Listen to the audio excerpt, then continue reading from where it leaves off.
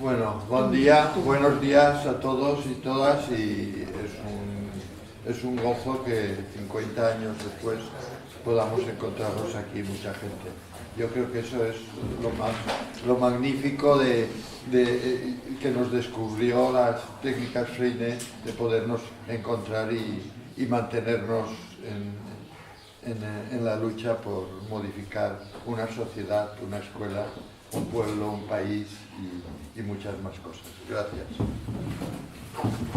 Bueno, no sé el tiempo que tengo, más o menos. Que quieran, no.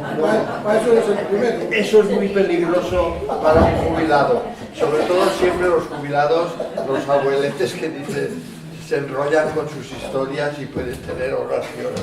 Así que levantar la mano si la cosa se hace demasiado larga. Se oye bien, no hace falta micro ni nada. Bien, yo tengo aquí unas notas, pero siempre, como siempre, cuando haces unas notas después vas saltando pero bueno, es una guía buena. Bueno, 1969-2010, 50 años del Congreso. El Congreso le llamamos nosotros muy pomposamente, pero era un encuentro que era casual porque yo y sobre la marcha irá saliendo, pero el contacto con CAN, donde estaba CAN era la CEL, la Cooperativa de Enseñanza Laica, que agrupaba el ICEM, el Instituto Cooperativo de la Escuela Moderna, de Freinet y tal. Y una vez contacté con ellos, ya me dijeron que todos los que pidieran algo sobre Freinet, pues me mandarían a mí una indicación para que fuera conectando a la gente. Y así fue como en un transcurso de 2 años más o menos, pues se estableció un contacto con muchos lugares. Y uno de los lugares pues fue la Escuela Torreblanca del Sardinero de Santander, y hablé con la directora, que era Loli, y le propuse hacer un encuentro de toda la gente que yo había conectado, invitado y tal, y así se organizó aquello. Bien, 50 años de este encuentro en Santander, los primeros pasos de esperanza en el cambio de un modelo de escuela y sobre todo de un modelo de maestro, de oficio de maestro. Y eso creo que es otra de las partes importantes del mensaje de hoy. Volver atrás. Conquistar la memoria no es descubrir la propia continuidad, sino la discontinuidad, las rupturas, los gozos, las sombras de unas vidas. Y en el caso de aquellos que tenemos el oficio de maestros, significa también descubrir que ya hemos vivido la acción, la desaparición, la trama de muchas historias en el transcurso de estos años. El secreto del éxito didáctico de aquel encuentro de Santander de 1969 era nuestra instintiva capacidad de vivir, de estar, de realizarse como personas que creíamos en nuestro oficio. Personas adultas en aquel momento ya, y al mismo tiempo con la capacidad de seguir formándose.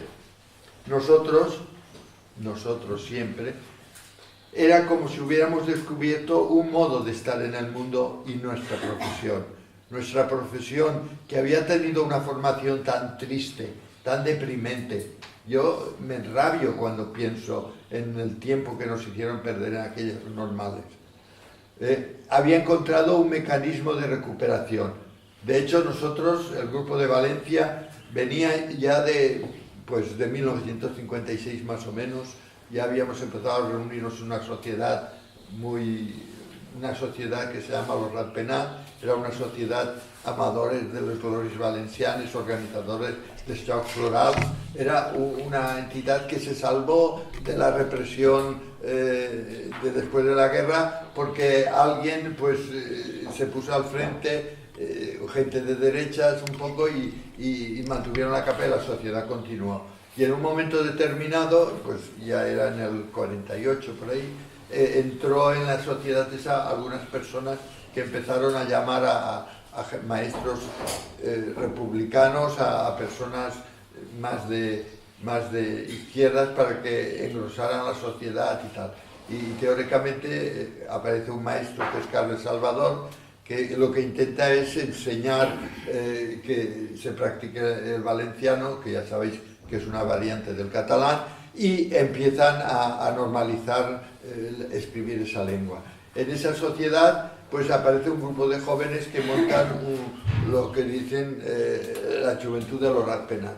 Y ese grupo de jóvenes lo que quería era pues también el mismo tema, estudiar la lengua, aprenderla, y ahí coincidimos pues 3 o 4 maestros que fuimos llamando a otros maestros y fuimos creando un clima que tenía también un lugar de captación, y eran los guateques que organizábamos los domingos por la tarde, que entonces eran los guateques con un altavoz, con una gramola. Empezamos con gramola, como esa gramola que veréis por ahí que trajo Antoni Menaches aquí. Y ese fue nuestro lugar de encuentro, y empezamos a preocuparnos, y sobre todo nos preocupaba que la formación que habíamos recibido en la normal era nula, comparada con los maestros que íbamos encontrando en algunos sitios que habían hecho los cursos aquellos de tiempos de la República y todo, y claro, aquellas personas sabían mucho más que nosotros y conocían más cosas. Y eso nos abrió un campo de decir, pues tenemos que trabajar. Y me acuerdo que la amistad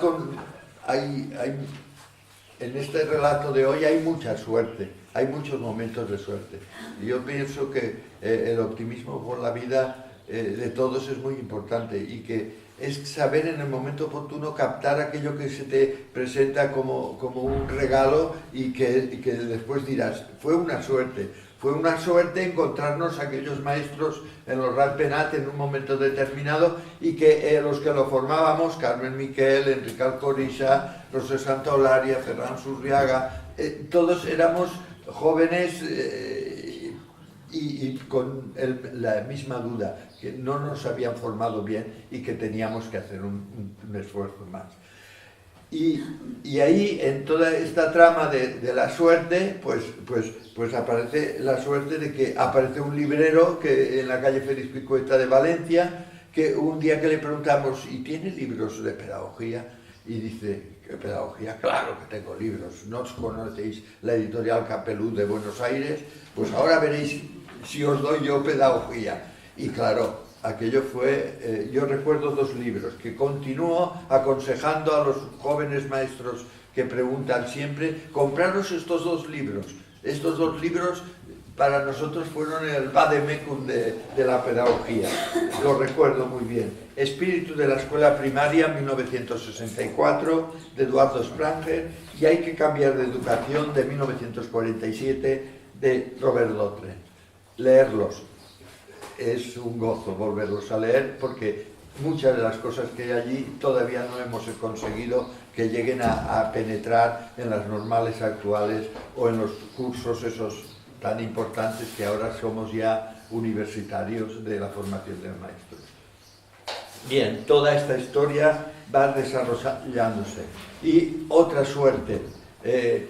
Yo soy de una familia de campesinos de siglos, desde la expulsión de los moriscos, que llegamos al pueblo y repoblamos el pueblo donde vive mi familia, pero no soy de la Valencia feliz, de las huertas y de los naranjos, aquellos fabulosos, sino soy del secano, de algarrobos, olivos y viñas, de muchas piedras para hacer campos, de mucho esfuerzo. Pero tuve también suerte de que mi padre era un campesino que tuvo suerte de un maestro que monta aquella época de la República y antes, que montaron aquellas escuelas nocturnas, y fue un maestro que elevó el nivel de aquellos jóvenes campesinos de la escuela nocturna a un nivel de bachillerato.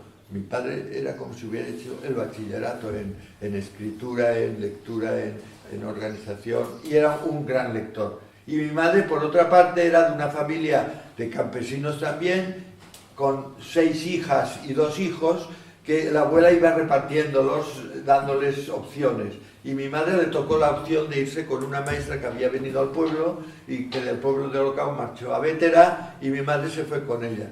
Y entonces mi madre, pues la adolescencia y parte de la época que festeaba, pues los pasó con aquella maestra que también la entusiasmó por las lecturas.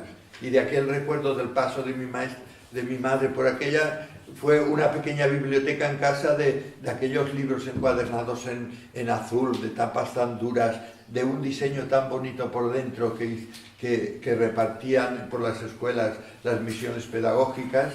Y qué suerte que uno de los libros esos que habla de Tagore, Rabindranath, y de la escuela de Santiniketa, esa escuela que funda en Bangladesh aquel escritor famoso, Morada de Paz, donde hablaba de aquella escuela que crea Tagore.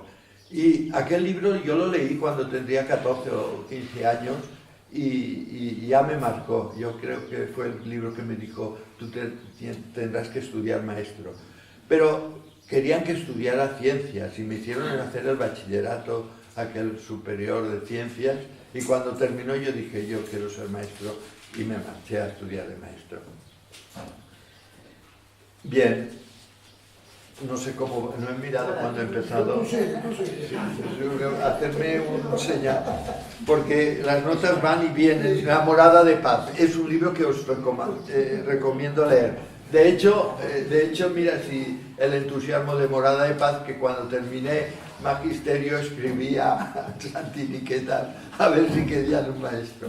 Y me dijeron, si sabes inglés, ven. Ay, no sabía inglés, había estudiado el bachillerato en francés, que era la moda de aquel tiempo. Y mira por dónde el francés, dije, pues tendrás que aprender un francés bien.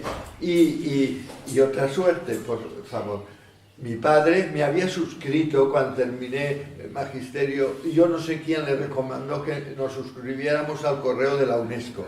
España no formaba parte aún de la UNESCO, pero llegaba al correo de la UNESCO y la edición castellana para América.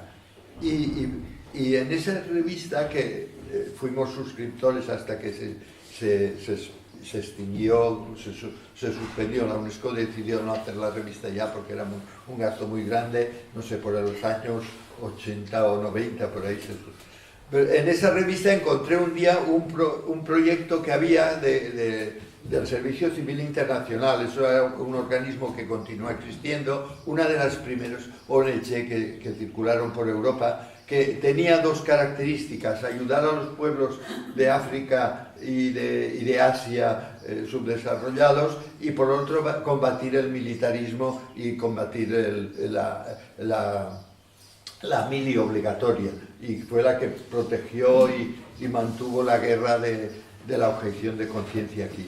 Y entonces vi que hacían unos campamentos de verano, que tú ibas a trabajar a un pueblo haciendo algo por la sociedad civil de aquel pueblo, y te pagaban la estancia, tenías la comida, y además hacían un viaje por la zona descubriéndote el territorio.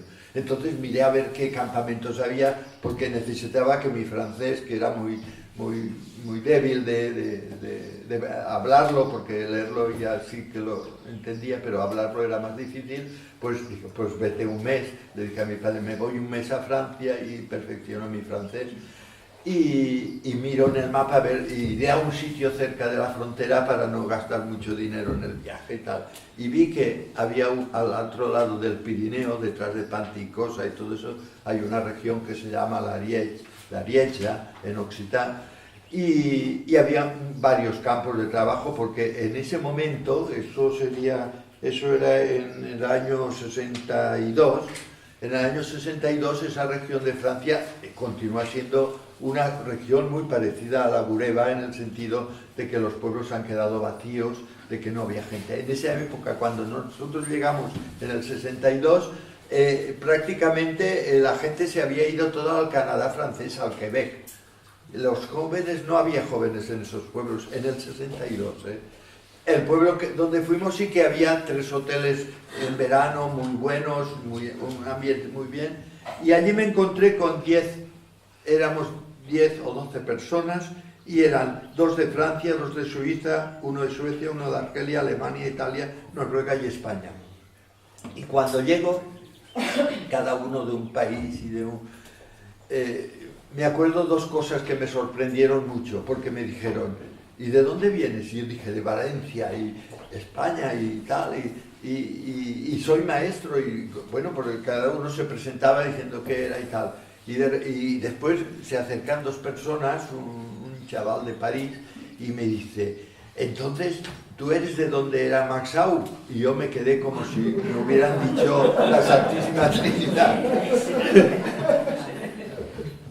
Y mira por dónde, yo no sabía nada de Maxau, y mira que entonces yo ya sabía muchas cosas de Valencia, porque el grupo de los Rat Penat era un grupo muy informado, mi padre también era una persona informada de Valencia, y tenía un tío que era de la Sociedad esa, y ese ya era el sumum de la información sobre la ciudad. Y yo no había oído hablar nunca de Maxau, y después podría contar muchas anécdotas más de Maxau.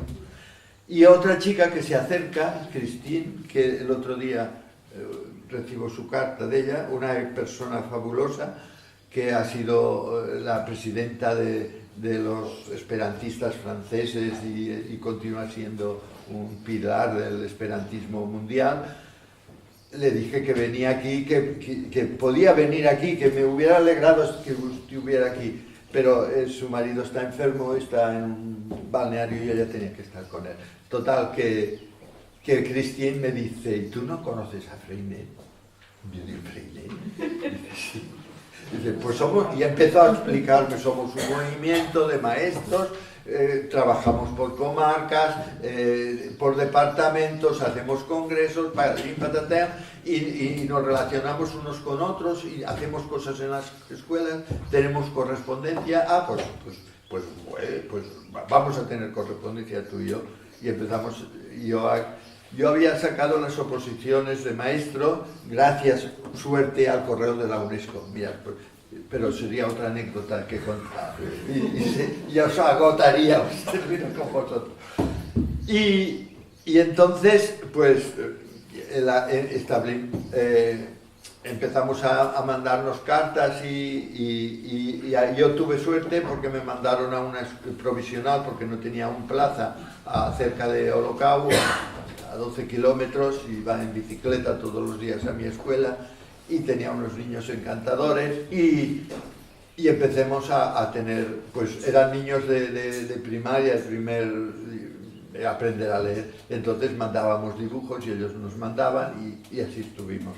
Y después me dijo Christine, pues suscríbete a la Educater y sabrás más cosas, y a un boletín de información de lo que hacían, y así es como un día descubrí que en el 65 organizaban un stage de Pascua en Andorra, en Sant Julià de Lòria, y el grupo Freinet de los Pirineos Orientales, que era el Rosellón, que ya sabéis que también hablaban catalán, y entonces pensé, yo allí te vas a entender mejor que en francés, ya con toda aquella banda. Y encontré otra banda, Martes Costa, Odile Salvat, el grupo de Perpiñán, pues como si fuéramos de casa. Más las maestras andorranas, que sabéis que el sistema de la educación en Andorra en aquella época, y en parte aún, estaba unas escuelas españolas, donde daban castellano y todo, como en España, y otras escuelas francesas. Esto lo organizaban las escuelas francesas. Fijaros, es el año 65, de las escuelas españolas no asistió ningún maestro a este cursillo, que éramos 200 personas, con una actividad de mañana y tarde, con talleres, pero talleres con imprenta, con linóleo, con todo. Era un goce, aquello para mí fue un descubrimiento, y los maestros españoles de las escuelas francesas no se preocuparon de ir a ese evento, diríamos ahora, de aquellas cosas. Bien, allí en Andorra encontré una cantidad de gente, amigos que nos animaron, y justamente en el 65 ellos preparaban el congreso en el 66 en Perpiñán y dijeron, pues venir a Perpiñán, y claro, yo me vuelvo a Valencia y tenemos que ir a Perpiñán, y fuimos a Perpiñán. Pero mientras las relaciones en Andorra, también establecimos relación con Messier Linares y Messier Beltrán. Messier Linares era un maestro francés de Argelia, era el momento de la huida de Argelia, que había pasado a administrador un poco del equipo que formaba lo de la cooperativa de enseñanza laica de Cannes y de las publicaciones del movimiento, y Beltrán era otro maestro francés que era como una especie de ayudante, representante de Freinet en muchas actividades. Y estos ya establecimos contacto para el grupo de Valencia, pues ya figuraba algo, ya quedamos que el grupo de Valencia iríamos al Congreso de Perpiñán y que hablaríamos con Freinet ya más pausadamente de cómo organizarnos todo este trabajo. También en Andorra, pues tuve la suerte de conocer a Roger Levy, a Michel Delbastí. No sé si alguien ha conocido algo de Delbastí. Fue en los años 60, Delbastí era el agitador de masas del movimiento francés. Su palabra era... las sesiones de su trabajo era un ambiente activo, gritaba, se movía, gesticulaba, era un agitador. Y era un maestro que murió en su escuela y con sus alumnos siempre, no renunció a irse a la universidad, que podía haber ido, o a las normales, etc. Él continuó al pie. Y con esos pilares el grupo de Valencia iba enriqueciéndose y adquiriendo mucha información, mucha documentación y sobre todo mucha pasión por el camino que habíamos emprendido. Y pienso que ahí está una gran parte de nuestro gozo de poder continuar en este trabajo. Bien, esos contactos, a partir del congreso fue en el 66, era Pascua del 66, Freinet ya estaba muy enfermo, no asistió a Perpiñán y sabe que murió en octubre del 66. Quiere decir que ya... Pero el contacto con el grupo del Rosellón, Marcel Costa, Odile Salvat, Montserrat Martí, etcétera, etcétera, nos adoptaron. Dijeron, el grupo de Valencia estará adoptado al grupo de los Pirineos Orientales y ellos nos facilitarán imprentas, pinturas, linóleos, libros, revistas, toda la información, todo como si fuéramos un grupo más dentro de la dinámica de aquella. En el 67 se organiza la primera escuela d'estiu de Barcelona y ya nuestro contacto con Marta Mata está también en marcha, y entonces nos pide que vaya un grupo de Valencia a llevar los talleres para hablar de las técnicas y de los talleres de trabajo y todo eso. Y irá Carmen Miquel, irán 4 personas de Valencia, Carmen Miquel y Vicent y Joan Pla y Enrique Alcorissa, creo que fueron estos. Y claro, la escuela d'estiu fue durante 4 años de escuela d'estiu, el taller de técnicas Freinet estaba en manos del grupo de Valencia. Después ya vinieron los franceses alguna vez, y ya vinieron también el grupo del Meche italiano, del movimiento cooperativo italiano. Y así seguíamos avanzando, y así llegó el día de que había llegado también el día y así también había llegado el día de Santander, porque un poco la celebración de hoy, el encuentro de hoy, viene originado por esto. Y diré algunas cosas de Santander. En Santander no nos conocíamos mucha gente, era correspondencia, que habían contactado conmigo, que habían contactado con alguien. Y entonces llegamos a Santander. Loli y la escuela de Torreblanca. Loli tenía un ayudante que era el amigo Enrique, que actuaba como actuaba hoy. Es igual, era el que bajaba, si que faltaba linóleo, pues vete a buscar linóleo a la ciudad, o ves a traer cebollas porque vamos a hacer hervido, porque allí se vivía, dormíamos y todo allí sobre el suelo. Las personas que llegaron sí que fuera interesante. Pienso que fue muy interesante para el desarrollo del movimiento nuestro y de algunos otros movimientos que hablaré ahora. Por ejemplo, el grupo estaba formando principalmente el grupo de Valencia, que era teóricamente los expertos que iban a informar a los recién llegados. Y después estaba el grupo de Euskadi, que también era un grupo potente, y continúa siendo un grupo potente, porque era el grupo de las Icastolas. Y allí estaba Paquita, que aún vive y que le hubiera gustado estar con nosotros, pero se ha disculpado muy bien. Estaba Arantxa Mendizábal, estaba Proncho Elorza, Adela Ibabe, que murió trágicamente en algún momento y que sigue viviendo en unas canciones de un grupo vasco que canta su memoria, José Lasa, etcétera, etcétera. Y después estaba otro grupo también que continúa siendo potente, el de las escuelas cooperativas que se iban creando en Cataluña y que serían puntuales en una serie de reformas y de cambios en la educación. Y sobre todo estaba otra persona que ya se marchó, que fue Elisa Moragas, que fundó una escuela que se llama la Escuela Navi, que continúa siendo una escuela Freinet, pero escuela pública en la zona de Vallcarca, la Escuela Navi, y que fue una pionera junto con muchas más personas, Montserrat y Carmen Sala de la Escuela Lavinia, que continúan al pie del cañón en muchas cosas. Había dos marianistas camuflados que nos dijeron el último día: Ferran, es que nosotros hemos venido a ver qué hacéis, para ver qué hacemos. Pues digo, pues sí que, a ver si el laicismo ese lo superáis un poquito. Y también había otro pseudo grupo camuflado que eran las de Mondragón, las madres de las escuelas de Mondragón, que después fueron las escuelas cooperativas esas famosas de Mondragón, que eran las esposas de los cooperativistas esos de Mondragón, famosos por todo lo que han transformado la sociedad vasca y la organización de aquel tipo de ella. Y después estaba otro personaje clave en esta historia, que era Josep Alcover. Josep Alcover era un maestro, muchos lo conocéis, ¿no? Fue presidente honorario del movimiento.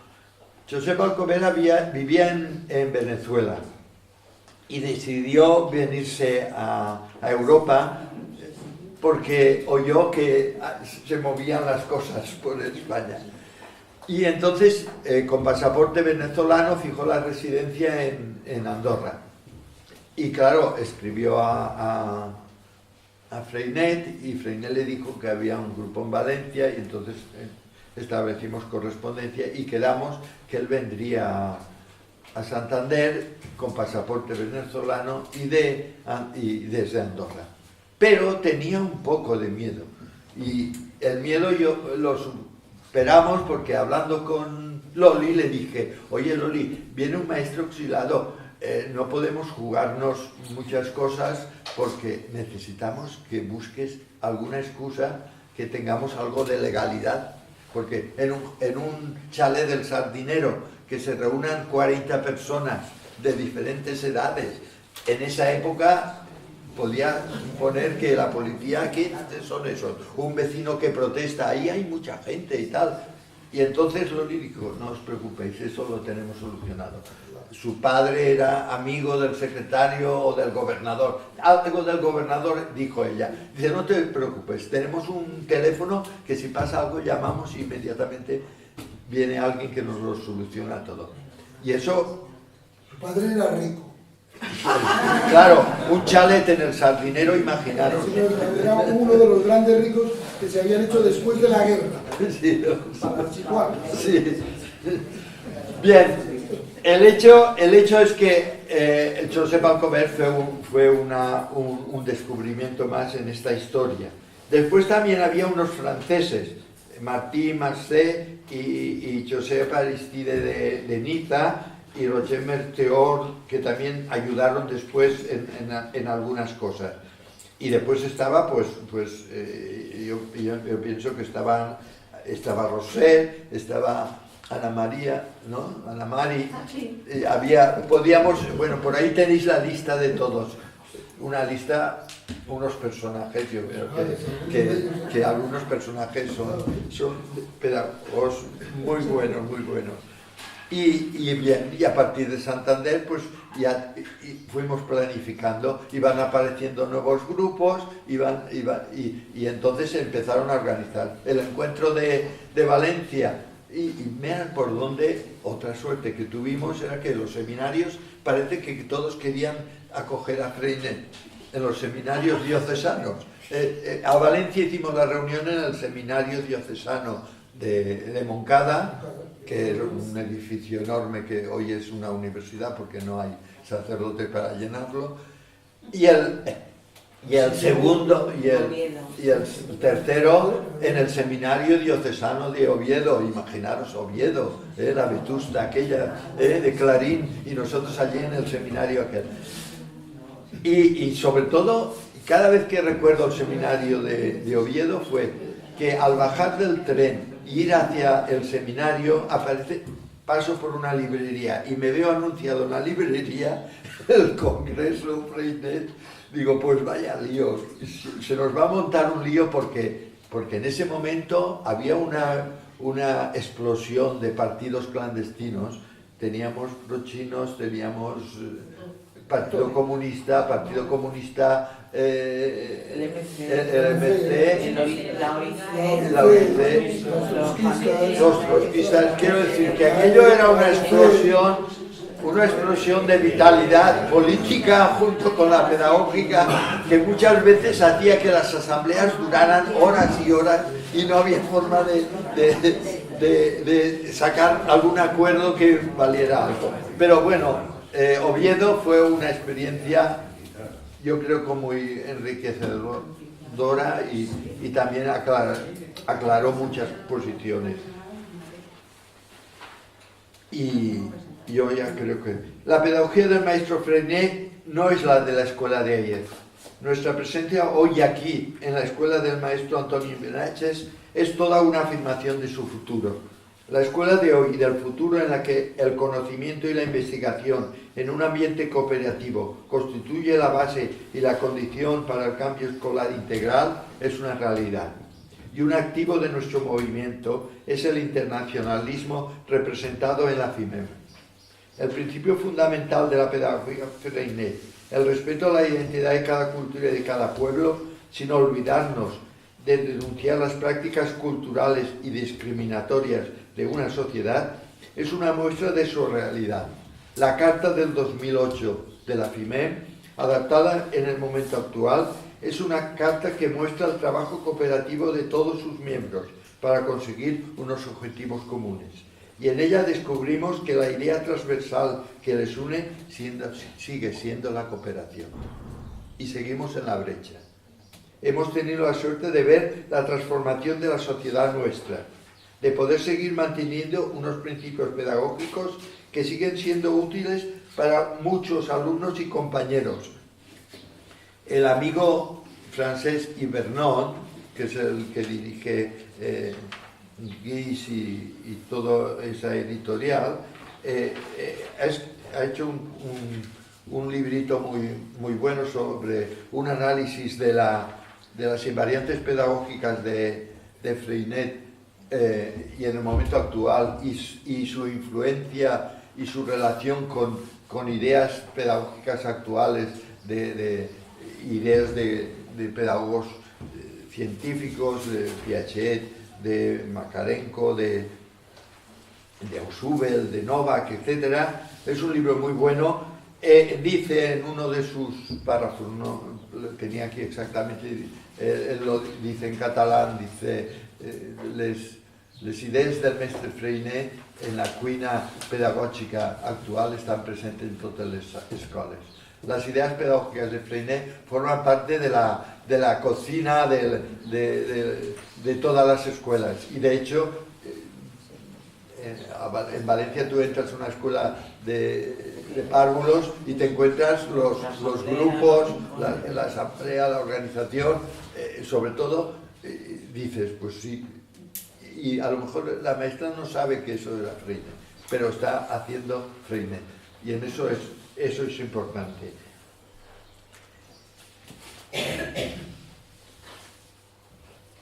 Aplicar todo esto contenido pedagógico de Freinet sigue siendo hacer escuela moderna, original, que sigue el camino de partir de la experiencia del niño, de su libre expresión a través de la investigación activa y crítica sobre la realidad. Desarrolla en los niños mayor seguridad, autonomía y confianza en sí mismo, y en los maestros la cooperación educativa. La cooperación sigue siendo una palabra necesaria en cualquier trabajo humano. La cooperación es el esfuerzo de cada uno por encontrarse en el otro. Es asumir iniciativas dirigidas al otro con objeto de recibir una respuesta. El maestro Freinet nos enseñó a todos nosotros, aprender del pasado y pensar en el futuro y trabajarlo, trabajar ese futuro que nos espera, con valentía, porque juntos podemos hacerlo mejor. El mundo nuestro de ahora tiene muchos retos.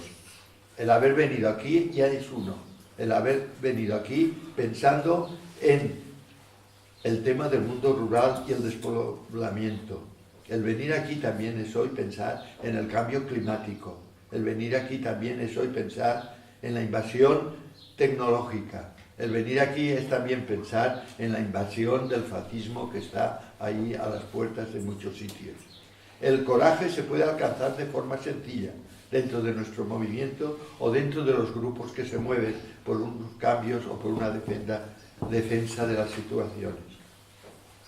En esta historia de maestros y maestras, de escuelas y de niños, de padres y de madres, de autoridades y de trabajadores de la enseñanza, hay muchos puntos de coincidencia y también hay muchos puntos en que se necesita mucho coraje.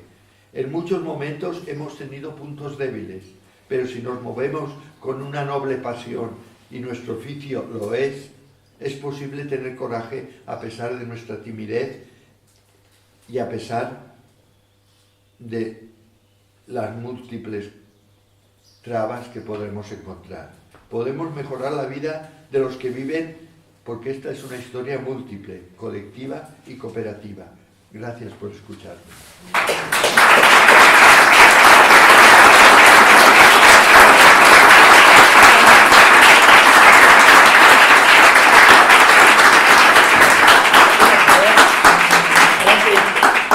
Si queréis. A interactuar. Bueno, el tiempo, ¿quién controla el tiempo? No, nadie.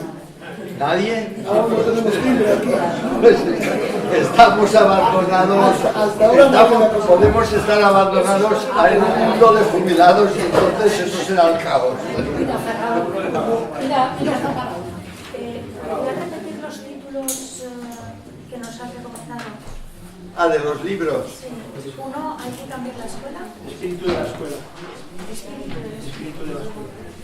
Espíritu de la escuela primaria. Es una edición de... Está en Capeluz, de Eduardo Spranger. Y hay que cambiar de educación, de 1947, de Robert Drotten. Robert Drotten fue amigo de Freinet también.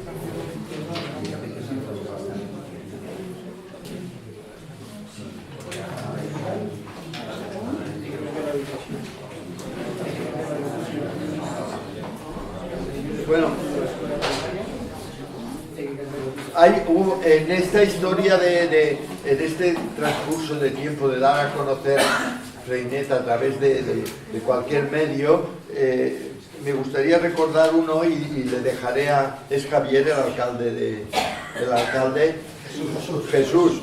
Le dejaré a Jesús un ejemplar del del triunfo del año 71, donde a través de Carlos Alfonso Comín, es otro personaje clave, es un católico marxista, el padre del Comín que está en Bruselas, que fue el Comín fue su esposa es maestra, fue uno de los personajes que también ayudó a esta historia de Freinet, porque él en La Haya fue el que orientó y promovió la publicación de las obras de Freinet. Entonces, en el año 71 me dijo: Ferran, tienes que escribir algo sobre Freinet, porque van a publicar en Triunfo un número extraordinario sobre el niño, y esa es una ventana que llegará a toda España y sobre todo a muchos maestros. Y de hecho llegó a muchos maestros porque se recibieron muchas cartas que llegaban y de gente que así empezamos a conectarnos mejor. En 1971, que el título de ese extraordinario era el número 472 del 19 de junio de 1971. Por internet lo podéis conseguir, la lectura de este número. El niño es el desconocido, que yo escribo un artículo que es un maestro de escuela, la pedagogía liberadora de Freinet, y algunos textos de Freinet y dibujos de los niños de esa época, de linoleos y cosas. Es un número muy bonito que Jesús conservará aquí junto con la historia de esta escuela.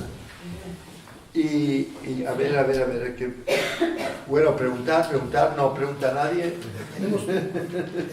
¿Tenemos tiempo? Es que no tenía el programa, pero ahora que ya... ¿Sí? ¿A qué hora tenemos que terminar esto? A las 12 y el cafelito. ¿A las 12 es el cafelito? Bueno, yo creo que es muy largo eso. No, pues acortamos y así le dejamos luego a Sebastián más tiempo. ¿No? Bueno, yo creo que, preguntar. Es cierto que la idea que nos has dicho de Freinet y la pedagogía de la escuela moderna, pues están en nuestra escuela, no en nuestra escuela. Sin embargo, sí hay que aceptar que hemos sentido un revés fuerte a nivel pedagógico, a nivel político y pedagógico, la situación en la que nos encontramos, ¿no? Y en nuestra escuela, más de ser aquella escuela de ilusión, de gente cooperativa que se reunía a trabajar, hoy son una escuela que fomenta más bien el burocratismo y el desánimo. Entonces, estas maestras jóvenes y jóvenes llenas de energía que llegan a nuestra escuela se dejan arrastrar por la corriente que los lleva del libro de texto. Intentamos con el cambio de la dosis y tal, para hacer trabajar por proyectos, que el libro de texto no fuera el elemento fundamental, y sin embargo la editorial que se han vuelto a imponer, como nos cuenta Jorge Torres en su último libro y tal y cual, que hace una relación a toda la editorial, de a quién pertenece la editorial de hoy, en manos de la Iglesia Católica la mayoría, y las que no están aceptando los contenidos, porque si no los colegios privados, concertados, cada van a aumentar cada vez más, pues nos lo imponen. Y tenemos un reto muy fuerte de cómo, desde nuestra pedagogía, de cómo intentar cambiar la situación. Por eso, quizás no sé qué ha pasado estos años, que también como uno está tan a gusto trabajando en nuestra escuela y tal, y también porque la situación política iba cambiando, nos creíamos que íbamos a conseguir otro tipo de democracia, ¿no? Y tenemos un reto muy fuerte para poder conseguir una escuela llena de ilusión como la que visteis vosotros, de entusiasmo, de maestros y maestras que se unen, que comparten. Y ahí nos llama la atención una cosa, es que os reunís y hacéis vuestro cuartel, vuestro elemento. Digo, nosotros en el día que estamos ya mayores y tal, decimos, ¿cómo va a ir la gente joven a un grupo de maestros que tenemos 60 años en adelante a trabajar? Habría que crear precisamente, ver cuáles son las características y la idiosincrasia actual, para que también formaran grupos en un ambiente, de cuál es el ambiente hoy, ecologista, feminista y tal, cómo conseguimos impregnar eso también de ese tipo para que la gente tenga aliciente. A mí no me parece una persona de 20 años me dice conmigo a un trabajo, a un taller y tal, cuando solamente hay eso. ¿Cómo hacer que se implique la gente joven con sus características y tal, para poder cambiar otra vez la escuela y digo, el reto que tenemos? Pero sí que hay gente joven que se reúne y hay grupos, no el nuestro a lo mejor, pero sí que hay si miras cualquier periódico, cualquier hoja de estas que toca el tema de escuelas y maestros y eso, ves pues educación cívica, educación servicio, grupos de lectura, grupos de hay grupos, sí que hay movimientos, sí que hay movimientos.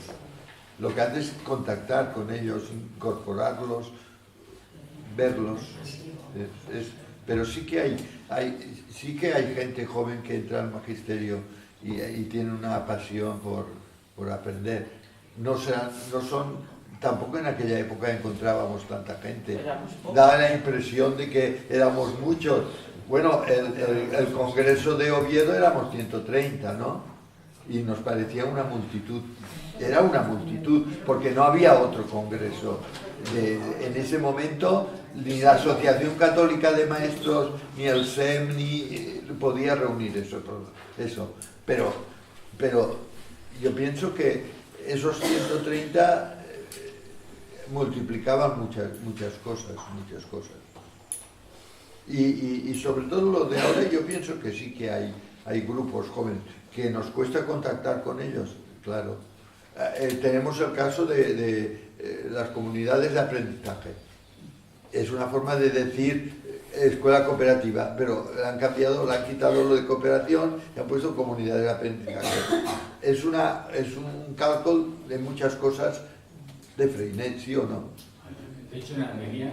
Y hay gente nuestra, por ejemplo, Gaspar Izquierdo, que es un puente ahí del movimiento ese. Pues es un grupo. Sí, ¿no? Te decía que en Almería, por ejemplo, nos hemos unido con Utopía y Educación, el grupo que lleva comunidad de aprendizaje. Y el MECES, no te recuerdo, y el MECES, en Almería sí estamos en contacto con la comunidad. Sabemos que la diada esa comunidad de aprendizaje, escuela moderna y pedagogía crítica, bueno, son un corte revolucionario para transformar totalmente la escuela. Son técnicas que ayudan a crear una dinámica diferente y eso. Como era una técnica en ese momento, la técnica del correo era y continúa siendo. Lo que hace es que ahora hay que utilizar el ordenador, el WhatsApp y todo. Pero sí que es otra posibilidad. Roser. Sí, yo quería decir una cosa, que creo que el debate sobre el presente y el futuro del movimiento Freinet es otro. O sea que yo lo sé por Chusa, que se ha preparado una cosa sobre cómo hacer Freinet ahora mismo en los institutos y en la primaria. Por eso creo que habría que situarnos ahí en el próximo debate sobre la continuidad y la actualidad y la pertinencia de la pedagogía Freinet ahora. Y por lo que yo intuyo que hay, entonces habremos de hablar mucho del cambio de cosas, de los objetivos que tenemos comunes.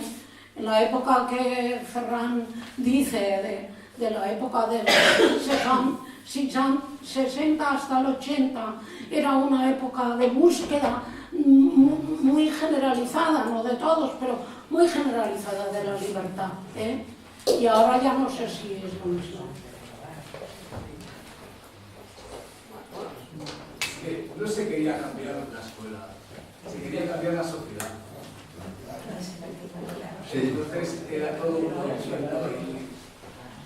y la base No, pero lo que se comentó decía, no puede ser pero autoritario en el aula y demócrata en la calle.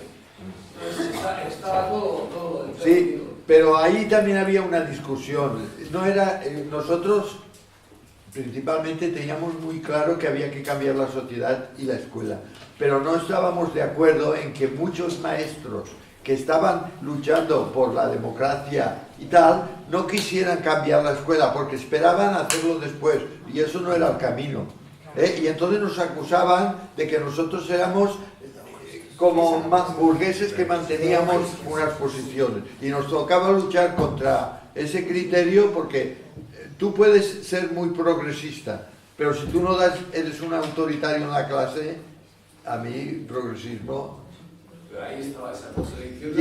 Y eso era una lucha, porque cuando partidos, eso surgió en Oviedo y surgía en cualquier momento mientras duró la clandestinidad de los partidos, porque los partidos, claro que les interesaba estar dentro de esto, de lo que se moviera para... No, pero yo creo, al menos en mi experiencia, fue una experiencia a partir de los años 70 aproximadamente, y en Palomeras, pues sí que había una comisión de cambio de la escuela, pero de un modelo de escuela que repercutía en un modelo de sociedad. Es verdad que no era, diríamos, muy grandilocuente, sino desde el medio, entendiendo por el medio el lugar donde estábamos. La cooperativa era algo que conllevaba el poner en común y para qué y por qué. Y entonces este era un discurso asumido por las familias, y las familias forman parte de la sociedad, y a la par de ese movimiento de la época de la dictadura, en que una reunión era algo difícil, pero en la escuela había reuniones y se hablaba de cooperativa y se hablaba de asamblea, y esos eran modelos de acción. Y cuando las familias entraban en las aulas y modificaban y cambiaban y podían participar del hecho educativo, yo creo que teníamos muy presente en aquel momento que las cosas iban en paralelo.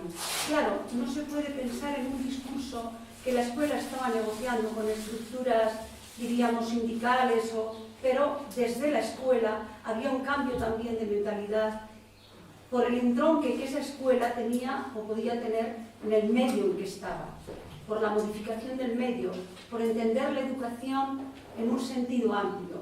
Y yo creo que ese fue, en nuestro caso, en los que trabajábamos en Palomeras, que empezamos con el contacto con el MECEC, Paco, en fin, después Paco Bastida, y bueno, todo lo que fue después la escuela de Palomeras estaba muy presente. Y en ese sentido yo sí que encuentro con que había una interrelación entre cambio de escuela y cambio de la sociedad. Justamente por el planteamiento de la pedagogía Freinet, porque nosotros empezamos con otro planteamiento pedagógico, y en el descubrimiento de Freinet apareció ese otro planteamiento de la escuela para la vida en el contexto, en el sitio donde nos movemos y en el arraigo.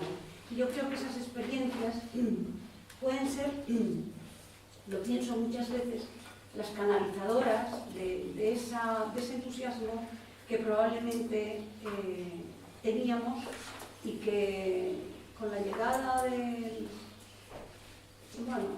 la democracia de alguna manera asumió todo, y entonces pareció más fácil y parecía que ya estaba todo hecho, pero que no estaba hecho, y siguen quedando ese modelo de escuela que sigue de alguna manera entusiasmando a la gente joven que se acerca a ese modelo de escuela. Por ahí, o sea, no sé si me... Sí, yo pienso otra cosa, hablando tú, yo estaba pensando otra cosa, hablar de Palomeras, hablar del estache que organizamos en Madrid, por ejemplo. También pienso que eran puntos puntuales que nos ayudaron mucho y que nos dieron un camino un perfil muy determinado.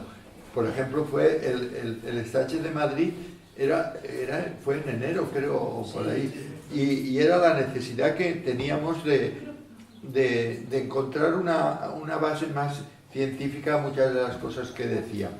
Y entonces alguien dijo, hay Banda Borries y la escuela italiana de Madrid estaban en una línea del movimiento italiano del MC, y que estaba discutiendo Alfieri y Fabroni y Mario Lodi, toda esa temática, y esa temática nos hizo ver eso. Y fue el cambio, por ejemplo, el estudio del medio, añadirle lo de investigación de ambiente, las hipótesis de trabajo, todo eso fue una línea que iniciábamos, que continúa siendo muy potente. Pero que todavía. En la escuela de la vida, la escuela, sí. para la vida, ¿no? Y entonces yo pienso que eso está ahí y es tan actual como en aquel momento. Claro. Y pienso, y eso es una de las cosas que cuando hablamos a universitarios o gente de la normal, les decimos el camino. Si tú miras cualquier grupo de trabajo del MC o del Movimiento de Escuela Popular, ves el principio cómo se hacía el estudio del medio y cómo se ha ido evolucionando y cogiendo más contenidos y más base científica. Y eso es un trabajo de investigación, que lo han hecho los maestros, los alumnos y la escuela. Y al hablar esto del medio, quería decir una cosa que es muy importante también, aunque en aquel momento no le dimos importancia, pero en el acto de ir a Santander, dijimos que haríamos una investigación de ambiente y elegimos ir a Santillana del Mar. Y nos dividimos en grupos. El grupo vasco investigaría qué pasaba en las escuelas de Santillana del Mar, de la villa de Santillana del Mar. Otro grupo averiguaría cómo funcionaba la economía de Santillana del Mar. Otro, el patrimonio que había en Santillana del Mar. Bueno, imaginaros un día de verano, 50 personas repartidas por Santillana del Mar preguntando. Al rato ya estaba el ayuntamiento, la Guardia Civil, todos investigando qué pasaba en Santillana del Mar. Loli se fue al ayuntamiento, dijo que llamen por teléfono al gobernador civil si quieren a este teléfono y se lo aclararán. Y dijeron, no, seguid. Y el grupo vasco no fuimos capaces de recoger todo ese material porque hoy sería una cosa divertida. Pero imaginaros que descubrimos que había una guardería infantil en Santillana del Mar. Pero la guardería infantil estaba dentro de un monasterio de clausura de monjas, que los padres llegaban a la puerta, abrían y entraban los niños. Y por el torno la monja decía, ¿ya están todos? Sí, pues, y cerraban la puerta. Y allí no se sabe lo que pasaba. Pero es que las vascas llevaban un cassette escondido en una bolsa y se pusieron en el torno, no veían a la monja estaba al otro lado del torno, y le hicieron un inventario de preguntas de cómo trabajaban y qué hacían allí dentro y tal.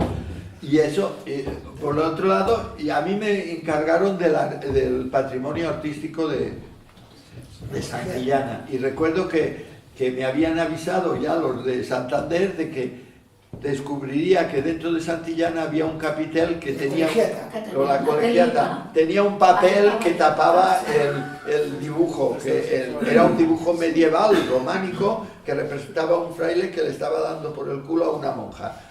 Eso había estado durante años y años abierto al mundo y a todo, y le habían puesto un papel. Y yo, pues, interpreté y dije, ¿veis? La situación en la época medieval esto no era un problema y ahora es un problema.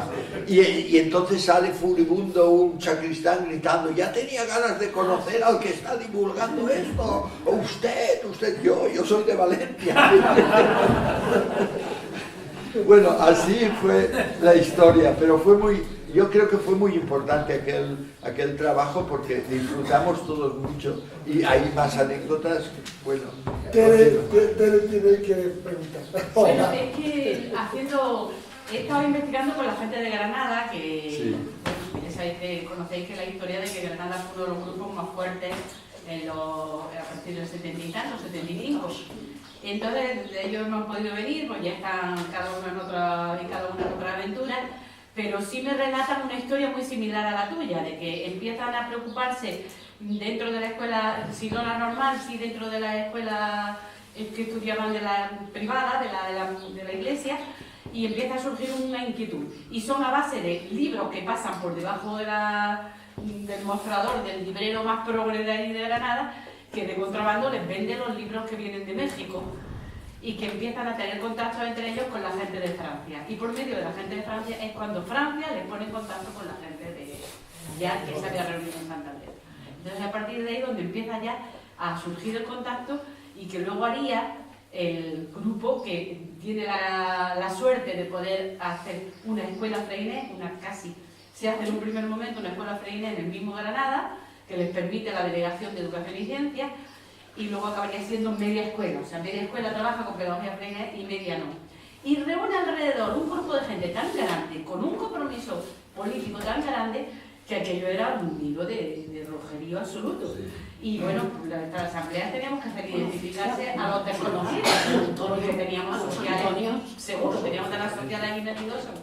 Y entonces fue un núcleo que protagonizó muchísimas luchas de las que los maestros llevaron en aquellos años 74, 75, hasta que empieza a aposentarse más la legalización de partidos y la democracia. Y de hecho, pues de ahí surge la lucha de la primera huelga de hambre que se hace allí en Granada, de maestros, de la reivindicación aquella. Hubo una huelga que se hizo salvaje de no ir a trabajar hasta que no se consiguieron las mejoras económicas, y surge de allí, de todo el movimiento Freinet, y la cantidad de gente que se va reuniendo, que si no es militante de cuota, como decíamos entonces, para identificarnos, sí es cercana en ideología, y que luego fuimos, yo llego en el 75 y como nos tocaba ya, con un cursillo intensivo rápido de estos, de aquellos que te daban que te dan ahora por internet, a los meses estabas tú con el bocadillo y en el autobús del Alsa, dando cursillos en otros pueblos que nos recibían en la casa de alguien, y en una escuelita nos reuníamos 20 personas y estábamos extendiendo la pedagogía Freinet por donde quisiéramos. Era llegar la sorpresa y decir, esta es lo que yo buscaba, ¿no? Pero estaba muy, muy enlazado con la ideología y con un posicionamiento político, claramente. Aunque teníamos muchísima gente de los grupos cristianos de la OAC, que entonces estábamos muy metidos, que fue también una base muy importante. Aquí yo también me he olvidado un poco el tema, es que una de las cosas después del stage de Andorra, una de los utensilios que encontramos para captar nuevos adeptos al grupo eran los stages.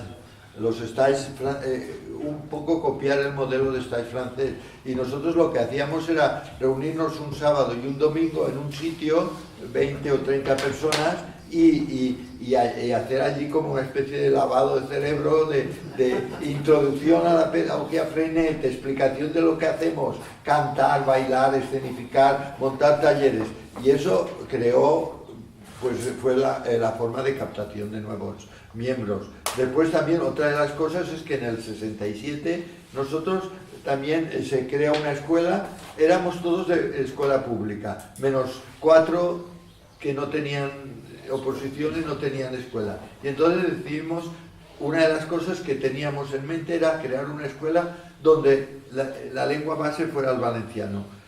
Y entonces encontramos un núcleo de padres dispuestos a mandar los hijos, algunos nosotros mandábamos a nuestros hijos, y formamos una especie de cooperativa y montamos una escuela que era una escuela clandestina porque no tenía autorización, donde se hacía en valenciano todo. Es la primera escuela que empieza en la historia del país, que empieza a ser una escuela en valenciano, y que este año ha celebrado el 50 aniversario. Y fue otro centro que era una referente para muchos alumnos verlo, y estudiantes de magisterio. Ignacio. Bueno, aunque estáis hablando de ello más o menos, yo sí quería saber si desde los años 60 o por ahí había como una represión sistemática hacia personas concretas dentro del movimiento, o para descabezarlo, digamos. Represión, hubo detenciones en algún momento, hubo conflictos fuertes con las autoridades locales en algunas escuelas, las maestras, los maestros. La introducción del valenciano fue una lucha feroz con la derecha del país, y sobre todo yo recuerdo un stage que también es suerte, a veces la suerte parece, un stage donde llego en la escuela Tramuntana, que era la escuela que habíamos creado, estaba en el Vedad de Torrente, y con un autobús desde Valencia llegabas al Vedat o llegabas a Torrente, en el tranvía, y después cogías un autobús y subías allí donde estaba la escuela. Y mi hijo, el mayor, venía conmigo, que tendría pues 6 o 7 años. Y era el domingo y teníamos un encuentro en la escuela Tramuntana. Y al bajar del autobús sí que vi unos señores con gabardina, y cuando veías en esa época señores con gabardina pensabas en la policía. Y sí que eran policías, sí. En un momento determinado ese día por suerte estábamos hablando de matemáticas, era todo un stage de matemáticas. Y las pizarras pues tenían matemáticas. Y alguien dijo, estamos rodeados, y la gente que venía al stage, al ver que había señores con gabardina, pues iban huyendo hacia otro lado. Y entraron, y justamente uno de los miembros del movimiento en ese momento, un amigo que era el práctico de inglés, entra un policía y dice, oye, ¿qué haces aquí hoy? Pues estamos hablando. Y claro, nos pidieron el carnet, tomaron nota, pero estábamos hablando de matemáticas, maestros que se reunían en matemáticas, y se marcharon y no pasó nada. Pero Cebrián sí que tuvo, también tuvo como una represión de la explicación de sexualidad, sí. Un padre denunció, eso de la sexualidad, eran denuncias y cosas de esas, a un montón. Ana. Bueno, yo tengo aquí, ya que hablas de... Yo conservo pocos materiales, soy de Asturias y estoy en Santander, pero un manual práctico para organizar un estado... Sí, eso sí lo tengo. Eso circuló, hay un librito amarillo. Ese librito amarillo lo tiene. Hicimos miles de copias, cómo organizar un estado. Y tal cual... O cómo hacer un curso de iniciación a la pedagogía. Eso hay un manual es una traducción francesa en parte. Y de la represión yo también luego hablaré, porque yo sé que la sufrí duramente. Eso lo pasamos, como decía Rosera, a la mesa posterior. Sí, después de escuchar a Sebastián. Yo creo que ya hemos dado una... Yo creo que podemos ir a tomar el café. Si es que está. Muy bien. ¿A qué hora hemos de estar? El café es abajo. ¿Y aquí a qué hora hemos de volver? Pues cuando a las 12 como...